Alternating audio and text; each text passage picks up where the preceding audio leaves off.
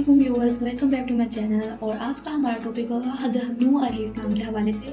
तो उस डिस्कशन को हम काफ़ी लॉन्ग नहीं करेंगे, शॉर्ट नहीं करेंगे, लेकिन उससे पहले हम अंबिया अलैहिस्सलाम की तबलीगी मसाइल के बारे में शुरू करते हैं टॉपिक। तो लेट्स स्टार्ट। तबलीग का मफ़हूम क्या होता है? तबलीग का मफ़हूम शुरू करने से पहले उसका मायने बता देती हूँ। तबलीग का मायने जो है वो पहचानना है, और इस्लाम ने इससे मुराद अल्लाह के पैगाम को, यानी अल्लाह के पैगाम को दूसरों तक पहुंचाना और उन्हें इसके कबूल करने की दावत देना। कुरान अजीज़ में तबलीग के अहम मानी कुछ और अल्फाज में भी इस्तेमाल होते हैं, जैसे कि मसलन एक लफ्ज़ है तज़कीर, जिसके मानी याद दिलाना, नसीहत करना, और एक लफ्ज़ अंजार भी इस्तेमाल होता है, जिसके मानी डराना, होशियार करना। और आखिरी जो लफ्ज़ है वो है दावत, जिसका मायने है बुलाना, किसी काम के लिए दावत देना। इसके तीन पार्ट बनते हैं, एक बनता है तज़कीर, अंजार और दावत। उसके अलावा इस्लाम ही एक ऐसा मज़हब है जिसने तबलीग को बहुत ज़्यादा अहमियत दी। कुरान मजीद में वाज़िह हुक्म मौजूद है कि ए रसूल सल्लल्लाहु अलैहि वसल्लम, पहुंचा दीजिए जो कुछ तुम पर तुम्हारे रब की जानिब से नाजिल किया गया। अगर हम सोचा भी चाहे तो अंबिया अलैहिस्सलाम की बुनियादी जिम्मेदारियां आलमगीर तबलीग ना थी, ताहम जिस वजह से तमाम कौम की तरफ उन्हें नबी बनाकर भेजा गया, इस तक अल्लाह का पैगाम पहुंचाने में उन्होंने कोई कमी ना छोड़ी। और इस सिलसिले में उन्हें काफ़ी मुश्किलात, दुश्वारियाँ भी पेश आईं, और इनकी खुदा पेशानी ये थी कि वो बर्दाश्त किया करते थे। तो यही से अंबिया अलैहिस्सलाम की तबलीगी मसाइल का तज़किरा किया है। तो आगे हम हज़रत इस्लाम का टॉपिक स्टार्ट करते हैं। कहा जाता है कि हज़ूर सल्लल्लाहु अलैहि वसल्लम से हज़ारों साल पहले अल्लाह ताला की तरफ से जो रसूल अलैहिस्सलाम और नबी लोगों को इस्लाह के लिए भेजा गया था, उनमें से हज़रत आदम अलैहिस्सलाम के बाद दुनिया के बुज़ुर्ग तरीन नबी हज़रत नूह अलैहिस्सलाम हैं। हज़रत नूह अलैहिस्सलाम जिन्होंने अपनी कौम को राह हक़ की तरफ बुलाया और सच्चे मज़हब की दावत दी, लेकिन उनकी कौम ने उनकी एक ना सुनी और उनकी तालीमात को नफ़रत हकारत के साथ ठुकरा दिया। कौम के रईसियों ने उनकी भरपूर मुखालफत की। जो गरीब लोग उन पर ईमान लाए थे उनसे बदसलूकी की। तो हज़रत नूह अलैहिस्सलाम से कहते कि उन्हें अपने पास से दूर कर दे। गरीब लोगों ने जिन लोगों ने ईमान लेके आए थे उनके साथ बदसलूकी की, और कहा कि हज़रत नूह अलैहिस्सलाम से कि उन्हें अपने पास से दूर कर दें, फिर हम तेरी बात सुनेंगे। उन्होंने ही मुतालबा रखा, हमें उनसे घिन आती है। तो इस वजह से उन्होंने ये भी कहा कि हम और ये एक साथ नहीं बैठ सकते। लेकिन हज़रत नूह अलैहिस्सलाम ने अल्लाह के इन मुखलिस बंदों को दूर करना गवारा ना किया और दौलतमंदों की हंसी मजाक को बर्दाश्त करते रहे, क्योंकि नबियों की और अंबिया की उनकी खुंदक पेशानी होती है कि वो बर्दाश्त करने के लिए, उनकी ये खुंदक पेशानी है कि वो बर्दाश्त करते हैं। तो हज़रत नूह अलैहिस्सलाम ने अपनी कौम से हमेशा कहा कि मुझे ना तुम्हारे मालो दौलत की ज़रूरत है और ना जाह मनसब की।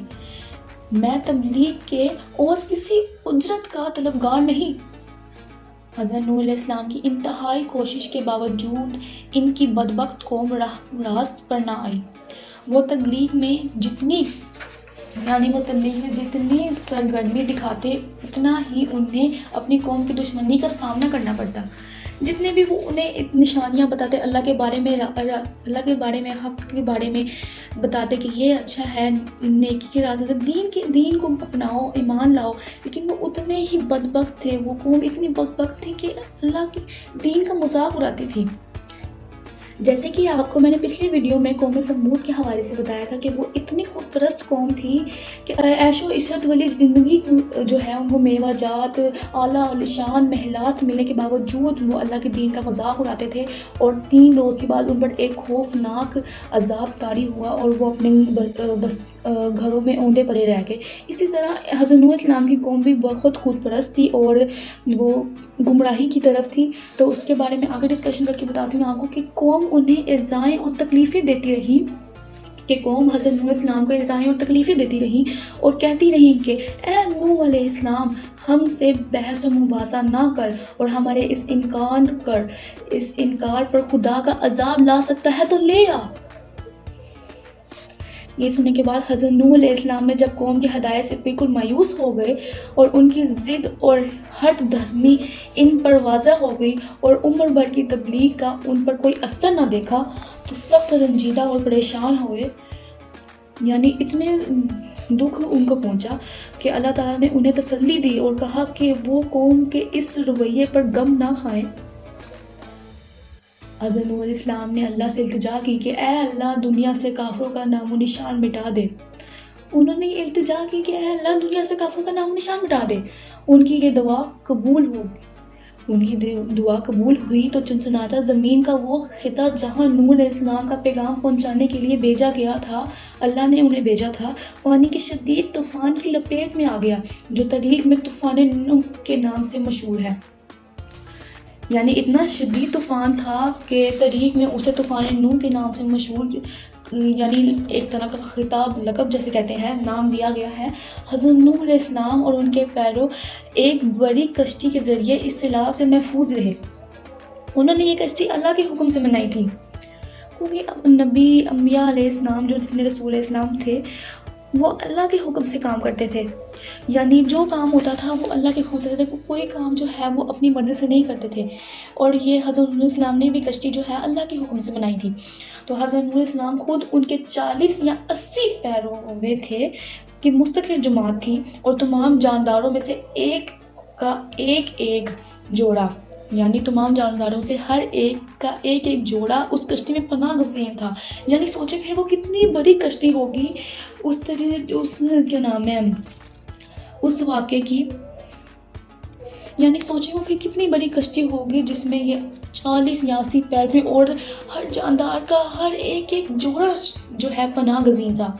اسی طوفان نوح میں حضرت نوح علیہ السلام کا بیٹا کنعان، حضرت نوح علیہ السلام کے بیٹے کا نام کنعان تھا، وہ بھی کافروں کے ساتھ ہلاک ہوا کیونکہ وہ بھی کافروں کا ساتھی تھا۔